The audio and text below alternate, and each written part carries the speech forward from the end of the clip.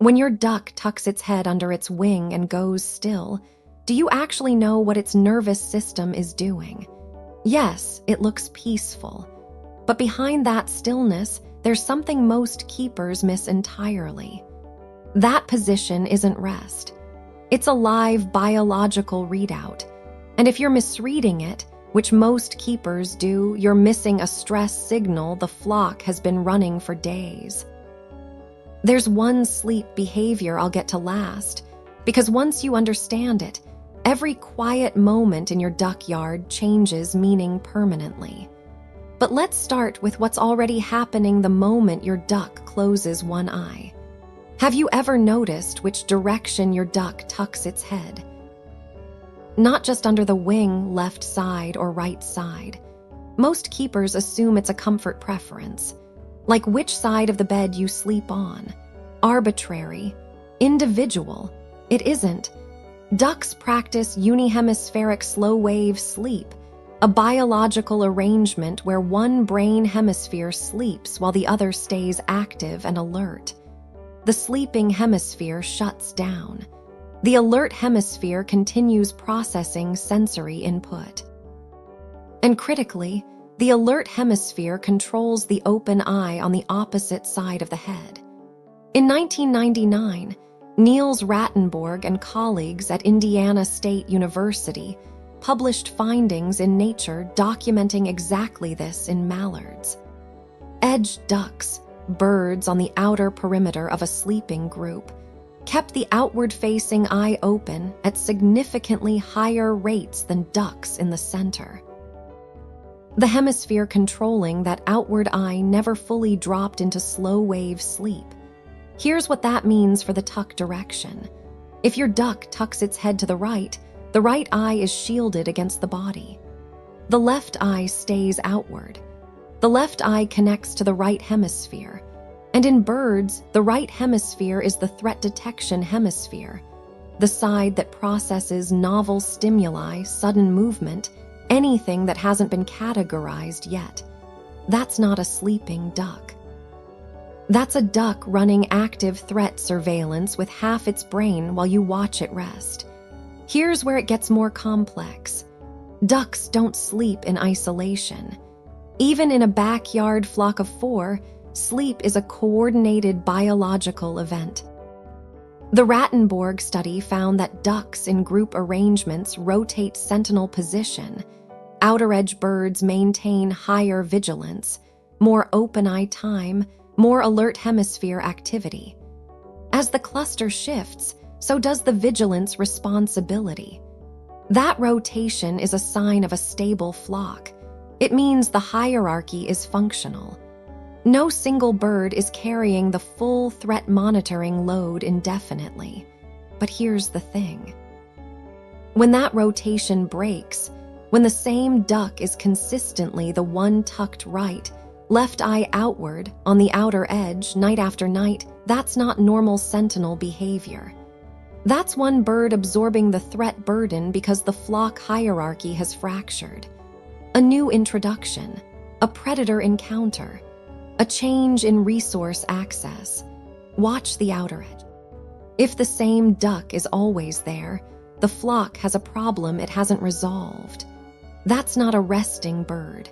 That's a biological pressure gauge, and it's been in the red. And hey, if this is changing the way you look at your duck yard right now, hit like and subscribe. It's how we reach more backyard keepers and wildlife observers who want to understand what's actually happening inside the flock. Let's talk about where in the flock your duck sleeps. Most keepers assume flock sleep position is about warmth. Whoever is most dominant claims the center, the warmest spot. Logical, mostly wrong. In mallard flocks studied under field conditions, center positioning correlates with subordinate status, not dominant. Dominant birds in stable hierarchies sleep at the edge by choice because they control the flock's threat response. They decide when the group moves. They are not insulating themselves from vigilance.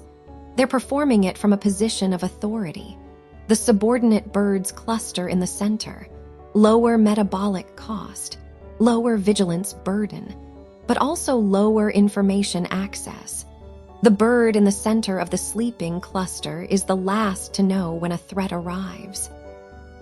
Dave Holdery documents in Story's Guide to Raising Ducks how domestic flocks maintain this edge center pattern even in fully enclosed, low-predator environments.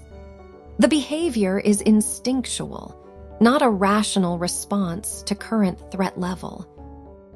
So if your dominant bird is consistently sleeping in the center, avoiding the edge, something has shifted in its threat calculation.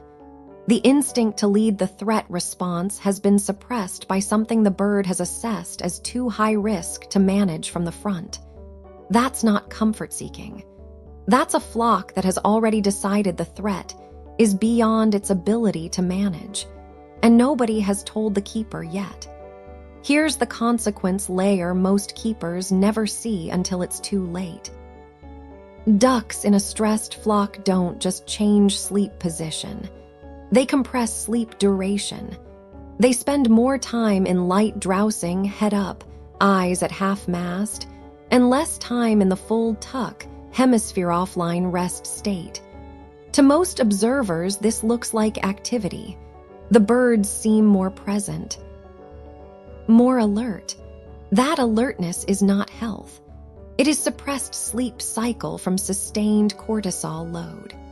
The Merck Veterinary Manual documents chronic stress in waterfowl as a primary immunosuppressive mechanism.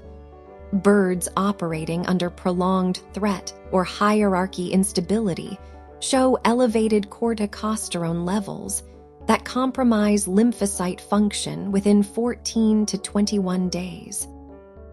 The immune system degrades before any behavioral symptom that most keepers would classify as illness appears. The duck seems fine. It's eating. It's active. It sleeps less, but that reads as energy.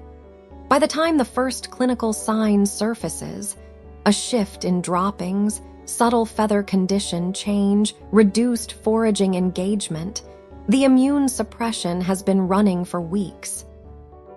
The window to intervene was in the tuck pattern, before the illness had a name.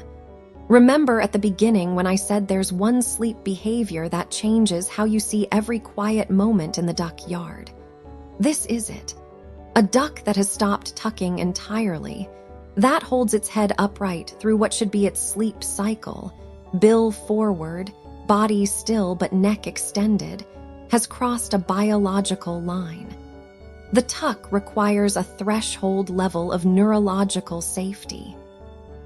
The brain must assess the environment as low enough threat to allow one hemisphere to disengage.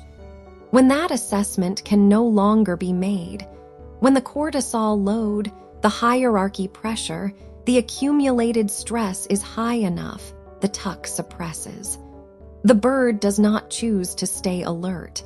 It cannot choose otherwise.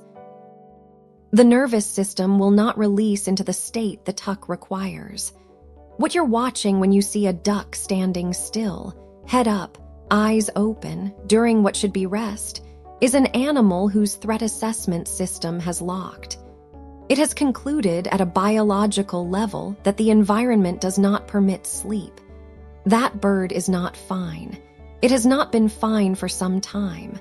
The tuck was the warning. Its absence is the report.